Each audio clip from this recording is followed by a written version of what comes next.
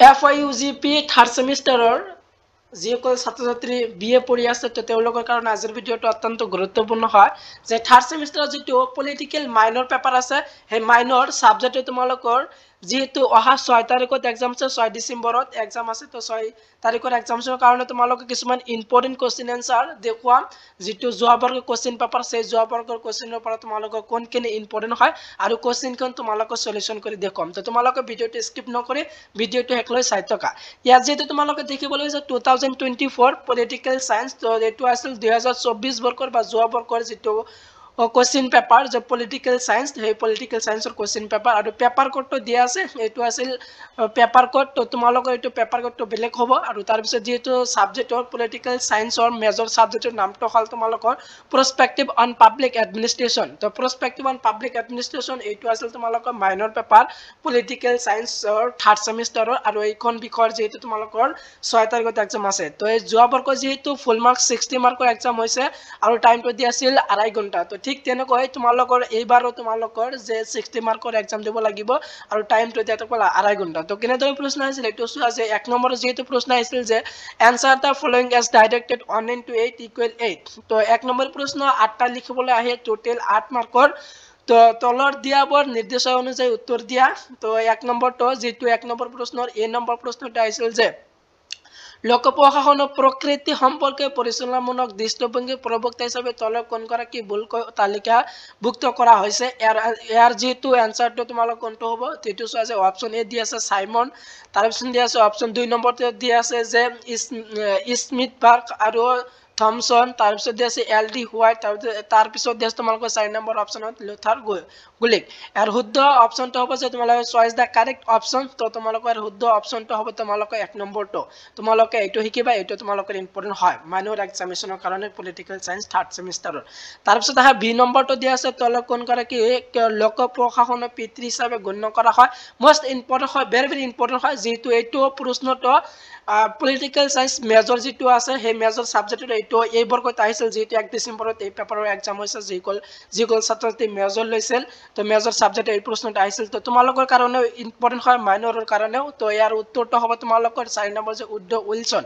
তো তোমালোকৰ চাৰিটা অপচন দিয়া আছে চাৰিটাৰ ভিতৰত হেকৰটো হল তোমালোকৰ শুদ্ধ উত্তৰ যে উড উইলসন আছিল কি লোক প্ৰশাসনৰ পিতৃ তাৰ পিছত আহা যে সি নম্বৰটো আহিছিল যে বৈজ্ঞানিক পৰিচালনা শব্দটা প্ৰথমবাৰৰ বাবে ম্যাক্স ওয়েবাৰ বা FW টেইলাৰ বেচেন্টি গুৰনিউ আৰু তাৰ পিছত আছে লুইস ব্ৰেন্টিছে ব্যৱহাৰ কৰিছিল আৰু শুদ্ধ অপচনটো হ'ব তোমালোকৰ শুদ্ধটো হ'ব লুইস ব্ৰেন্টিছে বৈজ্ঞানিক পৰিচালনা শব্দটো প্ৰথমবাৰ ব্যৱহাৰ কৰিছিল তাৰ পিছত ডি নম্বৰটো আহিছিল যে প্ৰমোশন বা পদোন্নতি শব্দটো প্ৰমোভাৰ নামৰ লেটিন শব্দৰ পৰা আহিছে তো ইয়াৰ শুদ্ধ নে অশুদ্ধ হয় নে নহয় তো এনসাৰটো হ'ব তোমালোকৰ হয় এটো আহিছিল মেজৰ লোৱা ছাত্ৰ ছাত্ৰীসকলে পেপাৰৰ মেজৰ সাবজেক্ট এটো আহিছিল 1 ডিসেম্বৰত তো তোমালোকৰ 6 ডিসেম্বৰৰ কাৰণে এটো শিকিবা এটো ইম্পৰ্টেন্ট হয় যেহেতু তোমালোকে ইয়াৰ পৰা যেহেতু কমন পাবা তোমালোকে তাৰ কাৰণে কোশ্চেন পেপাৰটো তোমালোক সম্পূৰ্ণখিনি চাব লাগিব তাৰ পিছত ই নম্বৰটো আছে যে মহিলাক বুৰঞ্জীৰ পৰা লুকাই ৰখা হৈছে এই উক্তটো কৈছিল কোনে কৈছিল তাৰ অপচন যেহেতু তিনিটা দিয়া আছে আৰু শুদ্ধ অপচনটো হ'ব তোমালোকৰ কোনে কৈছিল যে চেইলাৰ ৰুমথামে কৈছিল যে মহিলাক বুৰঞ্জীৰ পৰা লুকাই ৰখা হৈছে তাৰ পিছত যে এক নম্বৰটো আহিছে যে লোক ব্যৱস্থাপনাত 3 কি বুজায় তো ইয়াৰ উত্তৰটো হ'ব দক্ষতা মিতব্যয়িতা আৰু কাৰ্যকাৰিতা এই তিনিটাক বুজায় যে 3 বুজায় তাৰ পিছত জি নম্বৰটো ভাৰতীয় সংবিধানৰ কিমান নং অনুচ্ছেদত লোকসেৱা আয়োগৰ গঠনৰ বিধান কৰা হৈছে আৰু শুদ্ধ তোমালোক অনুচ্ছেদটো হ'ব 315 নং অনুচ্ছেদত ভাৰতীয় সংবিধানৰ আয়োগৰ গঠন বিধান কৰা হৈছে তাৰপিছত 23 নম্বৰটো তলৰ কণ্ঠ ৰিক্সৰ প্ৰিস্মিথ চালা মডেলৰ অধিক্ৰমণতাৰ বৈশিষ্ট্য এটা নহয় তাৰ শুদ্ধ অপচনটো হ'ব তোমালোকৰ 2 নম্বৰটো যে বহু সাম্প্ৰদায়িকতা তো চাৰিটা অপচন দিয়া আছে চাৰিটা অপচনৰ ভিতৰত তোমালোকৰ 2 নম্বৰটো শুদ্ধ অপচন তাৰপিছত আহা যেহেতু এইবিলাক আছিল তোমালোকৰ 1 নম্বৰ প্ৰশ্ন 8টা তো 8টাই তোমালোক শিকি যাব 8টা ইম্পৰ্টেন্ট হয় তোমালোকে ইয়াৰ পৰা যিকোনো তোমালোকৰ 4টা কমন পাবা তো এটো শিকিবা তোমালোকৰ 1 নম্বৰৰ কাৰণে এটো আছিল ইম্পৰ্টেন্ট তাৰপিছত আহা 2 নম্বৰত কেনেদৰে প্ৰশ্ন আহিছিল বা তোমালোকৰ কেনেদৰে থাকিব 2 নম্বৰত তো 2 নম্বৰ যেটো যে তলৰ answer the following question any 6 2 into 6 equal 12 2 number প্ৰশ্ন 6টা লিখিবলৈ আহিব টোটাল 12 মাৰ্ক আহিছিল যেটো যোৱা বৰ্গত কিন্তু তোমালোকৰ এই বৰ্গতে ঠিক এনেদৰে থাকিব যে 2 মাৰ্কৰ 6টা টোটাল 12 মাৰ্কৰ প্ৰশ্ন লিখিবলৈ আহিব তো কেনেদৰে আহিছিল যে মানৱিক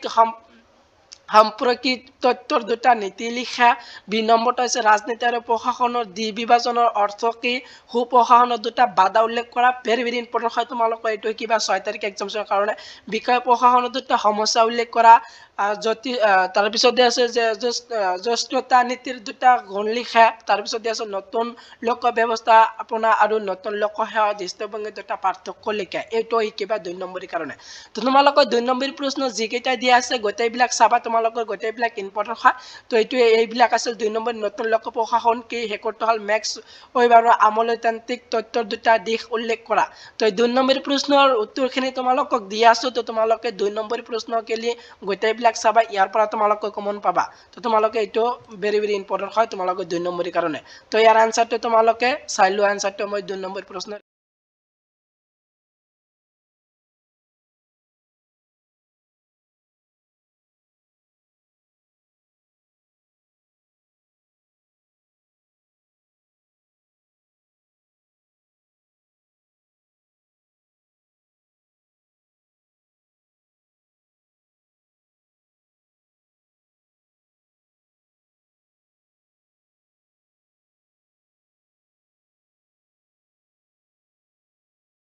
প্ৰশ্নৰ আনসাৰটো দি আছো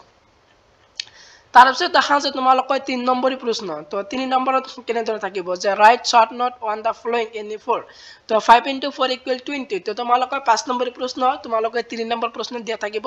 5 নম্বৰ প্ৰশ্ন 4টা লিখিব লাগিব টোটাল 20 মাৰ্কছৰ যেহেতু তোমালোকৰ কেইটা প্ৰশ্ন দিয়া থাকিব 8টা প্ৰশ্ন অপচন দিয়া থাকিব তাৰ ভিতৰত যিকোনো 4টাহে লিখিব লাগিব তো তলত দিয়াবৰ চমু ওপৰত চমু টকা লিখা তো তোমালোকৰ চমু টকা আহিব পাৰে যে লোক সেৱাত নিৰপেক্ষতা বৈজ্ঞানিক পৰিচালনা তত্ত্বৰ মূল্যায়ন তাৰ পিছত আছে লোক প্ৰশাসনত নাৰীবাদ ভেৰি ভেৰি ইম্পৰ্টেণ্ট হয় চি নম্বৰটো তাৰ পিছত আধুনিক ৰাষ্ট্ৰত লোক প্ৰশাসনৰ গুৰুত্ব এইটো 5 নম্বৰৰ কাৰণে ইম্পৰ্টেণ্ট প্ৰৱেশনৰ পৰোক্ষ পদ্ধতিৰ আহুৱাসমূহ কি তাৰ পিছত আছে তোমালোকৰ যে 1 নম্বৰটো লোক প্ৰশাসন অভিন্ন দৃষ্টিভংগী আৰু পৰিচালনামূলক দৃষ্টিভংগীৰ মাজত পাৰ্থক্য তাৰ পিছত জি নম্বৰটো দিয়া আছে যে সুপ্ৰশাসনৰ বৈশিষ্ট্য এইটো ইম্পৰ্টেণ্ট হয় হেনৰি ফিয়েলৰ সনাতন তত্ত্ব তো 5 নম্বৰৰ কাৰণে এইবিলাক শিকিবা এইবিলাকো ইম্পৰ্টেণ্ট হয় তোমালোকৰ 5 নম্বৰৰ কাৰণে তাৰ পিছত 4 নম্বৰত কেনেদৰে প্ৰশ্ন দিয়া থাকিব তো 4 নম্বৰত দিয়া আছে যে answer the following question any 2 তো 10 into 2 equal 20 তলে প্ৰশ্নৰ উত্তৰ দিয়া যিকোনো দুটা তো তোমালোকৰ 10 নম্বৰ প্ৰশ্ন দুটা লিখিবলৈ আহিব যেহেতু ইয়াত 5টা প্ৰশ্ন দিয়া থাকিব তাৰ ভিতৰত যিকোনো দুটা যেটো যোৱা বৰ্গত আছিল তো এই বৰ্গত ঠিক কেনেদৰে থাকিব লোক প্ৰশাসন কি অধ্যয়নৰ বিষয় হিচাপে ইয়াৰ উৎপত্তি আৰু বিকাশ আলোচনা কৰা এইটো ইম্পৰ্টেণ্ট হয় 10 নম্বৰৰ কাৰণে কিবা মানৱিক সম্পৰ্ক তথ্যৰ সমালোচনামূলক মূল্যায়ন কৰা এইটো সি নম্বৰটো দিয়া আছে প্ৰয়োগখন কি ইয়াৰ প্ৰকাৰসমূহ কি ইয়াৰ যিকোনো এটা বিষয় আলোচনা কৰা নতুন লোক ব্যৱস্থাপনা কি ইয়াৰ উল্লেখযোগ্য বৈশিষ্ট্য আলোচনা কৰা হেকটো দিয়া আছে তোমালোকৰ যে ফিট ৰিক্সৰ পৰিবেশৰ দৃষ্টিভংগী মূল্যায়ন কৰা তো তোমালোকৰ 5টা দিয়া থাকিব